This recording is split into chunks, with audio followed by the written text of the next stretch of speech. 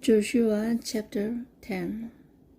Now Adonizedek king of Jerusalem heard that Joshua had taken Ai and totally destroyed it, doing to Ai and its king as he had done to Jericho and its king, and that the people of Gibeon had made a treaty of peace with Israel and had become their allies. He and his people were very much alarmed at this, because Gibeon was an important city, like one of the loyal cities. It was larger than Ai, and all its men were good fighters. So Adonizedek, king of Jerusalem, appealed to Haham, king of Hebron, Piraim, king of Jarmuth, Jalpiah, king of Lachish, and Davil, king of Eglon. Come up and help me attack Gibeon, he said, because it has had made peace with Joshua and the Israelites.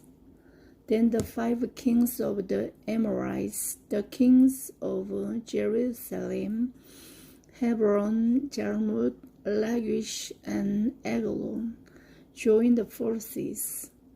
They moved up with all their troops and took up positions against Gibeon and attacked it. The Gibeonites then sent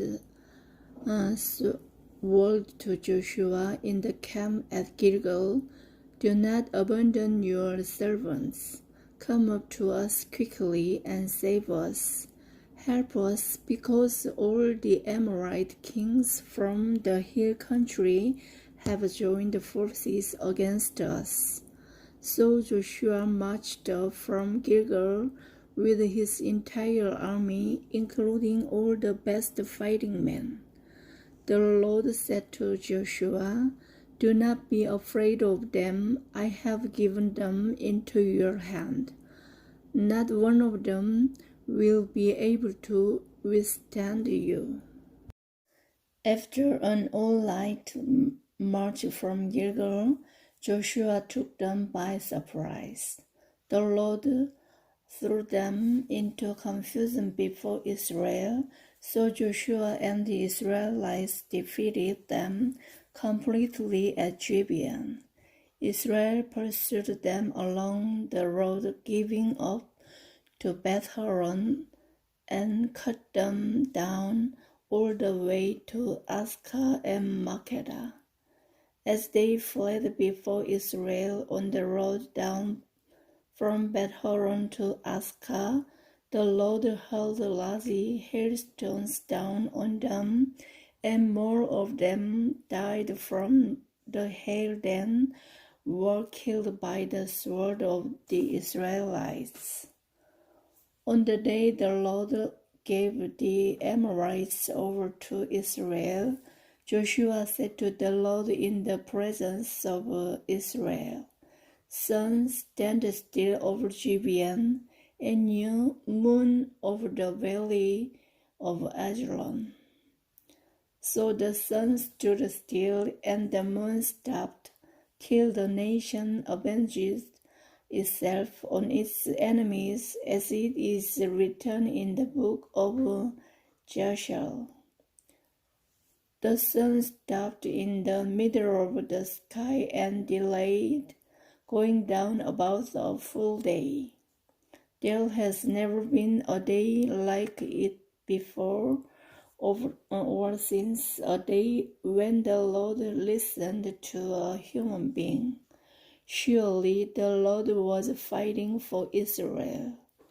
Then Joshua returned with all Israel to the camp at Gilgal. Now the 5 kings had fled and hidden in the cave at Makkedah. When Joshua was told that the 5 kings had been found hiding in the cave at Makkedah, he said, "Roll large rocks up to the mouth of the cave and post some men there to guard it." But don't stop, pursue your enemies. Attack them from the rear and don't let them reach their cities, for the Lord your God has given them into your hand. So Joshua and the Israelites defeated them completely. But a few survivors managed to reach their fortified cities. The whole army then returned safely to Joshua in the camp at Makkedah, and no one uttered a word against the Israelites. Joshua said, "Open the mouth of the cave and bring those 5 kings out to me." So they brought the 5 kings out of the cave, the kings of Jerusalem, Hebron, Jarmuth, Lachish, and Eglon. When they had brought these kings to Joshua, he summoned all the men of Israel and said to the army commanders who had come with him, "Come here and put your feet on the necks of these kings." So they came forward and placed their feet on their necks. Joshua said to them, "Do not be afraid, do not be discouraged. Be strong and courageous. This is what the Lord will do to all the enemies you are going to fight." Then Joshua put the kings to death and exposed their bodies on 5 poles, and they were left hanging on the poles until evening. At sunset, Joshua gave the order, and they took them down from the poles and threw them into the cave where they had been hiding. At the mouth of the cave they placed large rocks, which are there to this day. That day Joshua took Makkedah.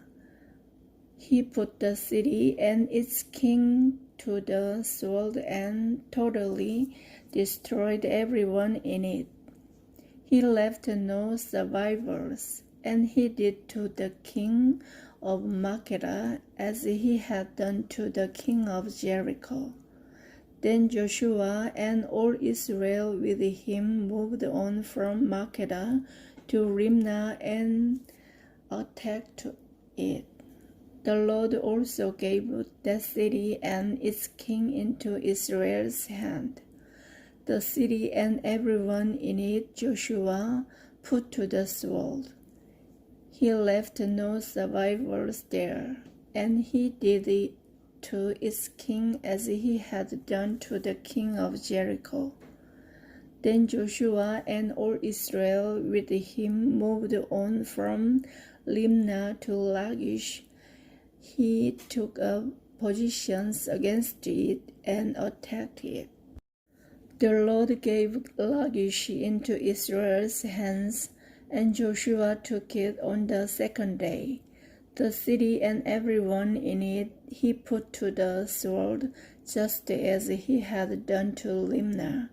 Meanwhile, Horam king of Gezal had come up to help Lachish, but Joshua defeated him and his army until no survivors were left. Then Joshua and all Israel with him moved on from Lachish to Eglon. They took up positions against it and attacked it. They captured it that same day and put it to the sword and totally destroyed everyone in it, just as they had done to Lachish. Then Joshua and all Israel with him went up from Eglon to Hebron and attacked it. They took the city and put it to the sword, together with its king, its villages, and everyone in it. They left no survivors, just as at Eglon. They totally destroyed it and everyone in it. Then Joshua and all Israel with him turned around and attacked the vale. They took the city, its king, and its villages, and put them to the sword. Everyone in it they totally destroyed. They left no survivors.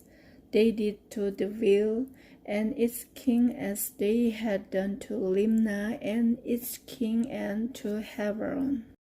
So Joshua subdued the whole region, including the hill country, the Negev, the western foothills, and the mountain slopes, together with all their kings. He left no survivors. He totally destroyed all who breathed, just as the Lord, the God of Israel, had commanded. Joshua subdued them from Kadesh Barnea to Gaza, and from the whole region of Goshen to Gibeon. All these kings and their lands Joshua conquered in one campaign, because the Lord, the God of Israel, fought for Israel. Then Joshua returned with all Israel to the camp at Gilgal.